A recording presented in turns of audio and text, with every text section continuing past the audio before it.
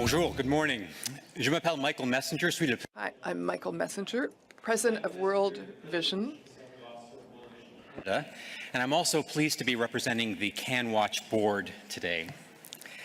Madame la Ministre, nous vous remercions de votre accueil chaleureux. Madam Minister, thank you for your warm welcome this morning. As you said, we're really here amongst friends. Thank you for your leadership in terms of the health of women, newborns and children and adolescents. Thank you for being here. Introduce our keynote speaker, the Deputy Secretary General of the United Nations, Her Excellency Amina Mohammed. When I spoke to her a few minutes ago before the meeting today, I asked her what she'd like me to say, and she said, essentially she said, less is more, which I think actually speaks to the opportunity that we have to hear less of me and more of her, but also to the fact that she is a remarkable leader, but a humble leader as well. I will just briefly touch on a couple of points. Her Excellency has had a number of senior posts, including Minister of the Environment in the Federal Republic of Nigeria, where she helped steer the country's efforts on climate action, helping to protect the natural environment and conserving resources for sustainable development. She's also served as a special advisor to the former Secretary General Ban Ki-moon on the post-2015 development planning, and she's been instrumental in helping to bring about the 2030 agenda. And we're looking forward to hearing you this morning, Your Excellency. We're delighted that you're here with us, and we welcome you to the stage. Please join me in welcoming Her Excellency Amina Mohammed.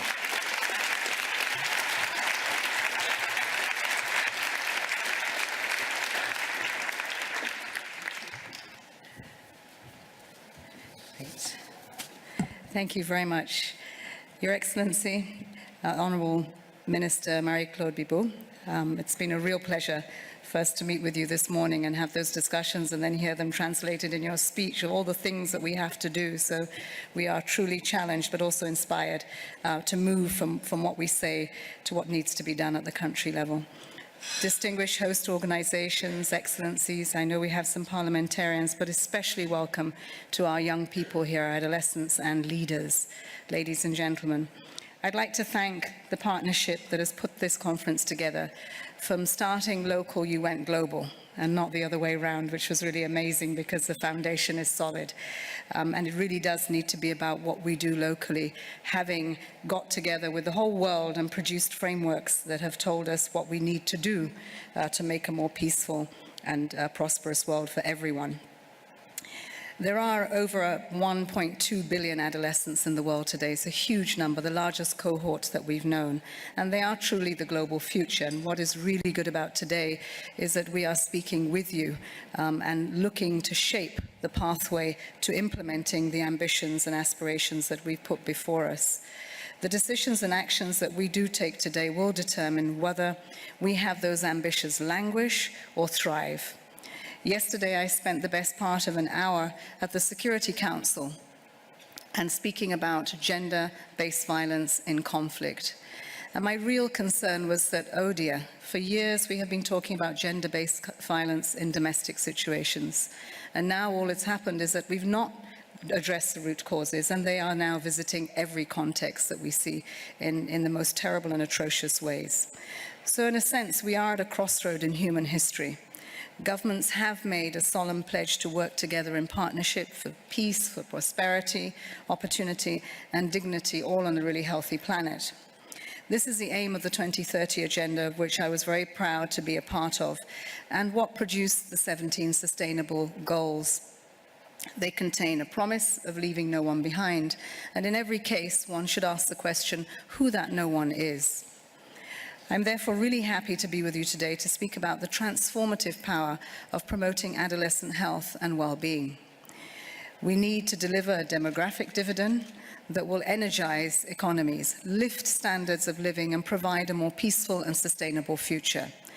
At the moment, the potential of this demographic dividend is untapped and wasted in too many of our countries. Too often, the unique needs of adolescents are overlooked. Yet there is a triple return on investing in the health of youth, particularly our adolescent girls. The first is through improving health and well-being in adolescence itself.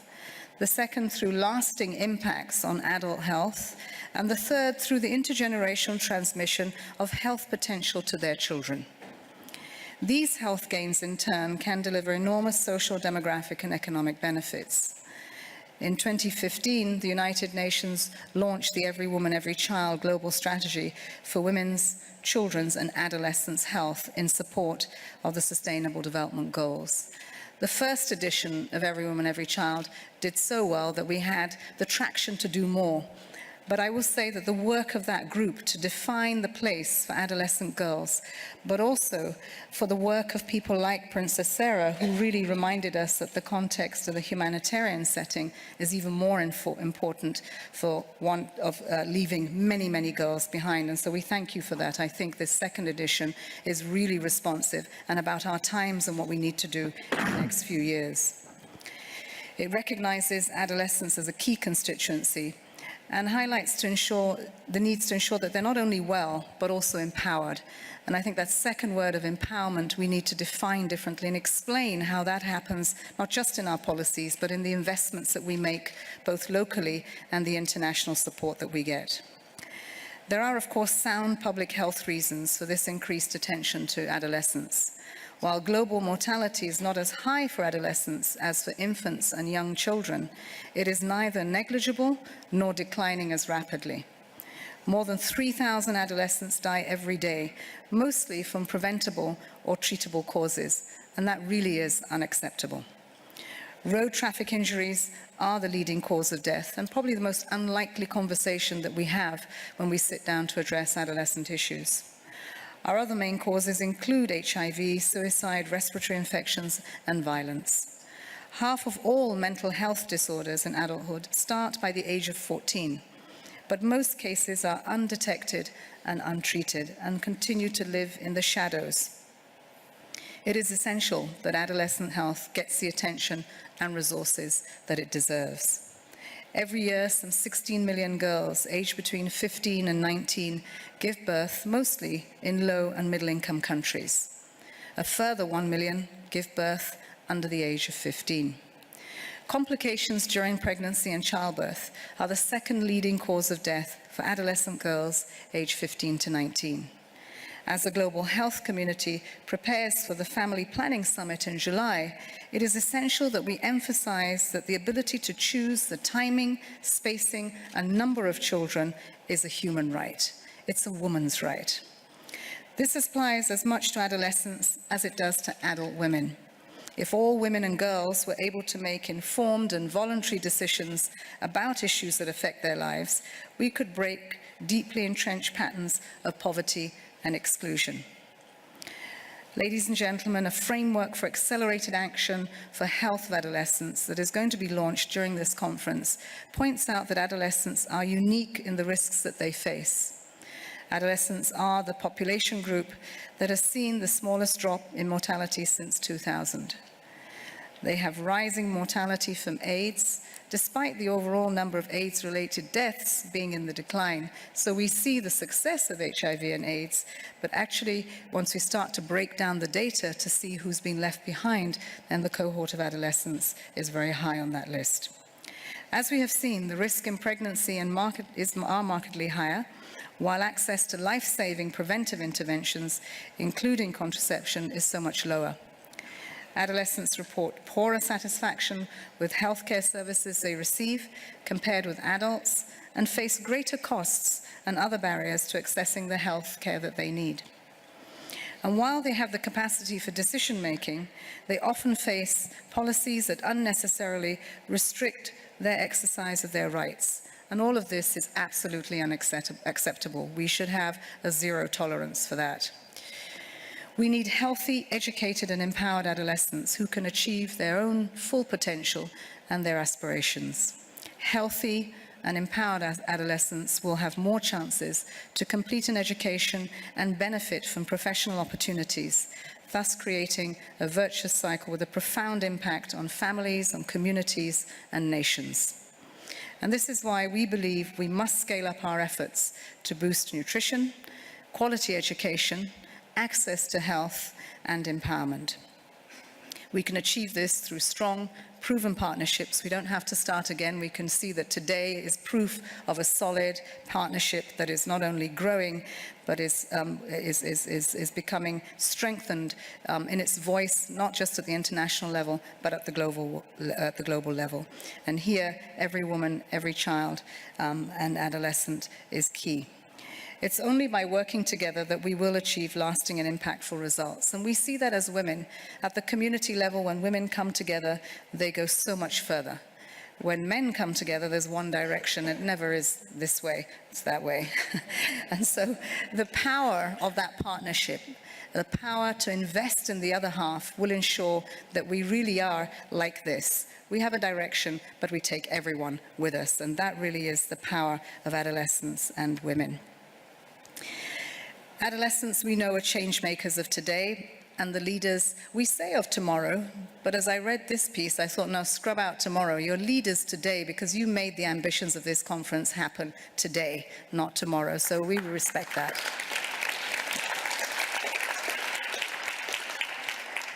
Your voices have to be counted, and we must listen to them. It's not a question of paying lip service to what we've heard and ticking the box that we've had a consultation, but how do we take that voice, which is important, which is born out of experience and what really matters to you, into the plans for investing and implementing those ambitions that we have? That's the litmus test. Did we take your voice to reality?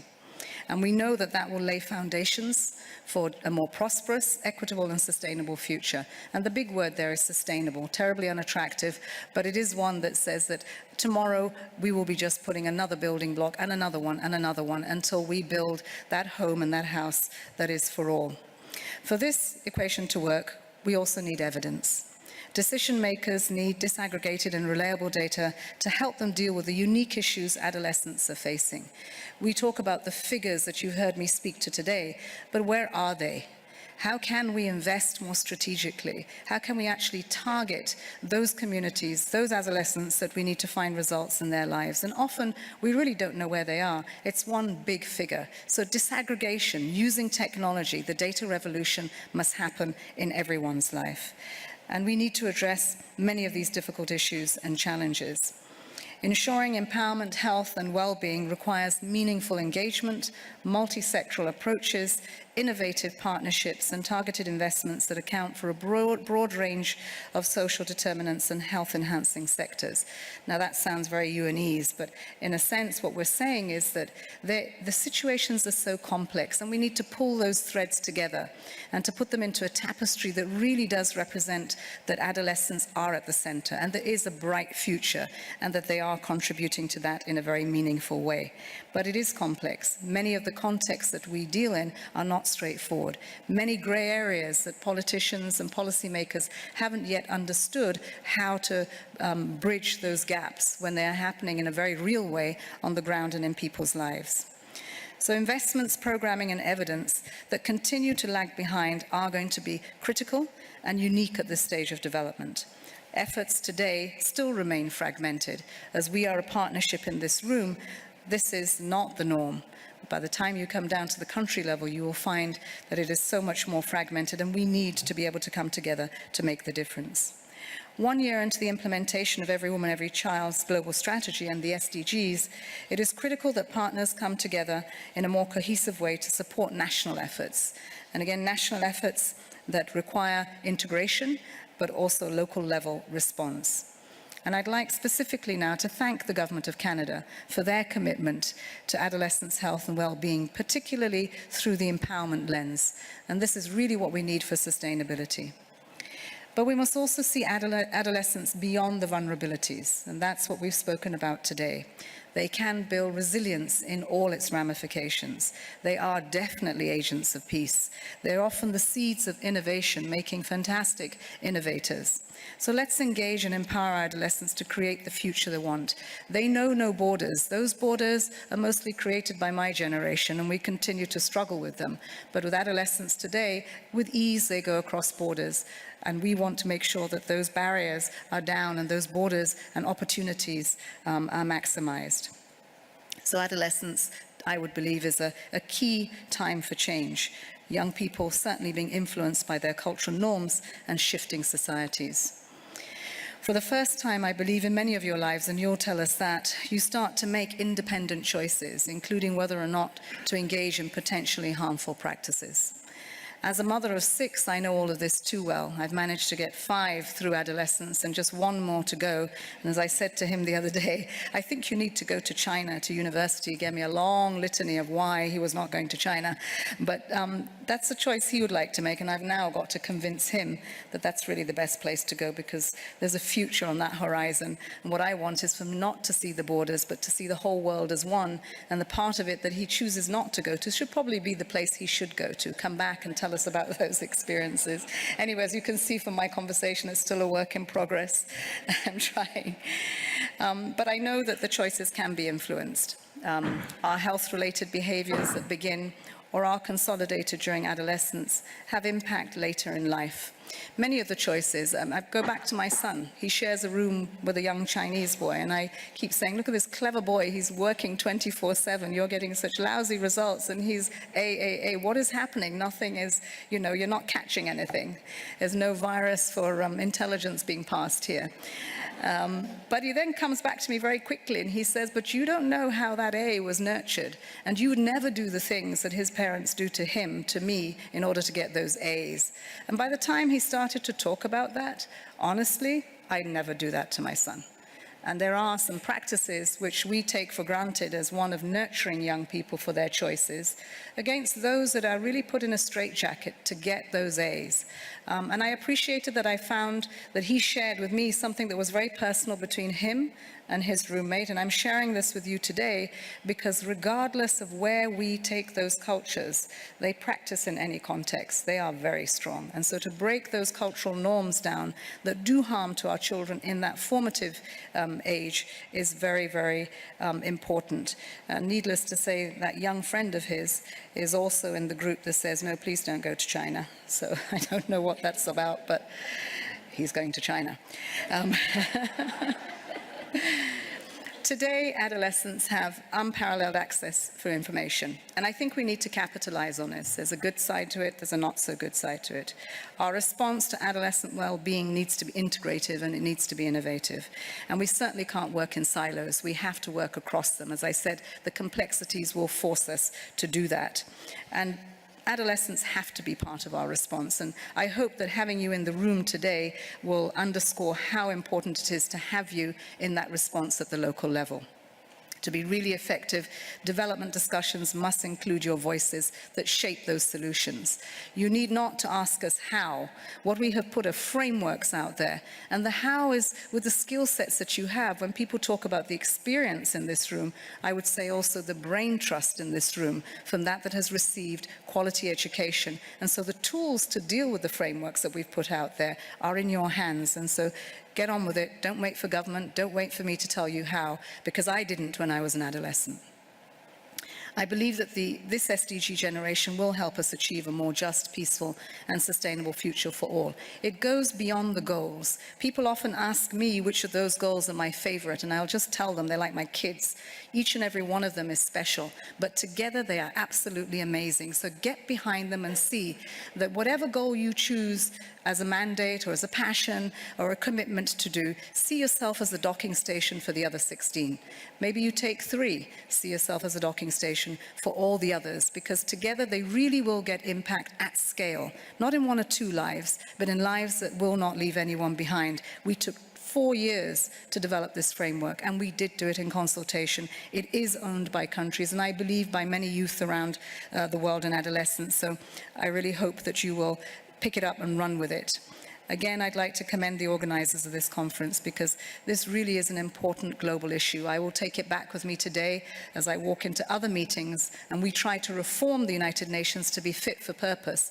Each and every one of you in the partnerships that we have ask that question. For the Sustainable Development Agenda, be honest, look at yourself in the mirror, are you fit for purpose? I think the journey to being fit for purpose is exciting, because it actually opens up more reasons for partnerships, for collaboration, for doing things together so that we can account for delivery in people's lives and results, not for just spending money and spending it well, but for the results that those resources will have. And that will be important, and a collective responsibility for delivering on the SDGs refugees, which will need you to take action across borders and at the country level around the world. Examples of which you've already shown, young people who have created apps for refugees and migrants that have found themselves in desolate places, even having risked their lives across the Mediterranean, apps created by young people who say this is the way you find your way around. Apps created by young people that show us today people going in and out of poverty, the numbers that are going in and out on a daily basis. If we can do that with poverty, we can also do that in reflecting the results of how many people get an education and how many don't, how many die from childbirth and how many are being saved. These are important contributions you make as innovators. And so we do have to empower you if we're to ignite your potential, which is there. For you also to be the first generation to end poverty and also stop the irreversible damage to our planet. I think, last but not least, I'd like to call on everyone, because people often talk about me because they have to introduce me. Thank you for introducing me shortly. Everyone has a story.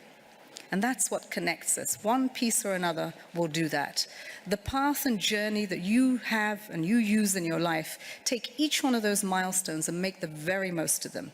It is that journey that makes you the person that you will be at every one of those milestones. Collect all those impressions and friendships and heroes along the way. There's never ever one. Most of you, if we're asked about a hero today, those heroes or heroines are probably not living. There are heroes along that journey that you take, and they make you who you are. And the journey to positions of responsibility is really important. Today, I'm really proud to say that I am a woman, a Muslim from the South, who is in the Deputy Secretary General's office, but also with heritage from the North.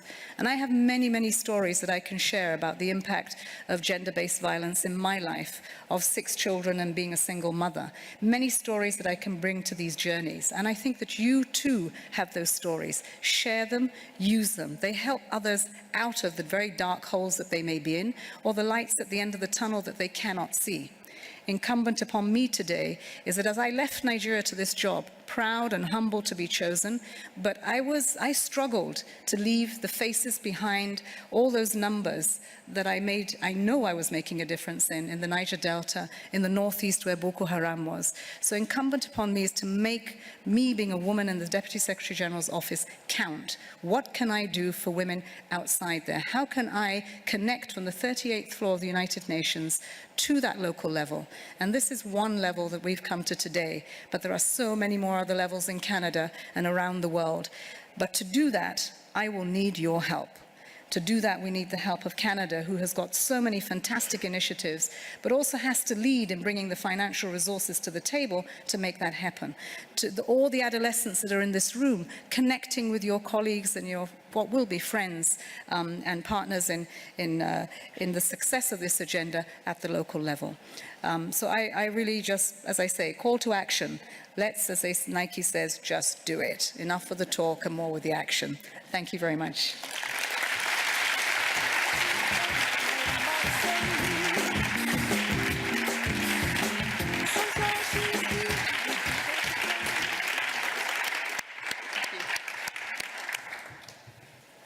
Thank you very much for those inspiring words. I just wanted to highlight 2 of the main reasons why we wanted to hear from you today and wanted to invite you today.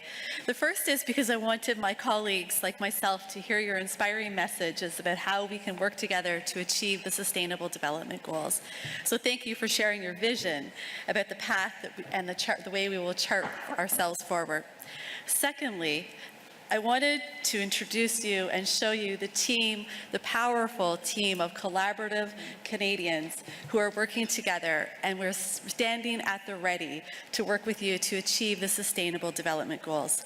This group of talented experts has been working together for many years now, and we've become like a Canadian family. So today feels a little bit like a family reunion, except we invited our cousins. It's a bit of an extended family reunion. So welcome to our global partners. I think that you have inspired us and that we will go forward today looking to think about how we can all work together and with the youth to achieve the Sustainable Development Goals. Thank you very much. Thank you.